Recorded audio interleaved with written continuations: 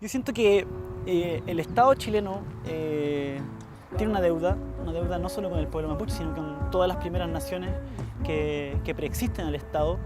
Y es porque Chile se miente. Chile no es un país, una nación única e indivisible, por el contrario, es una nación plurilingüe y debe reconocer su carácter plurinacional. Este disco pretende ser un mensaje que espero llegue a la gente y que nos ayude a darnos cuenta de que tenemos que mirarnos al espejo y que en el siglo XXI podemos convivir, dar un paso a la plurinacionalidad, que es lo moderno en el mundo. Mari Mari Compuche, Inchetá Camilo Antileopiñem. Estoy presentando mi tercer disco, Nehuenche, Gente Poderosa, y ya lo pueden escuchar en todas las plataformas de streaming, así que los invito a que puedan ponerle oído y puedan disfrutar.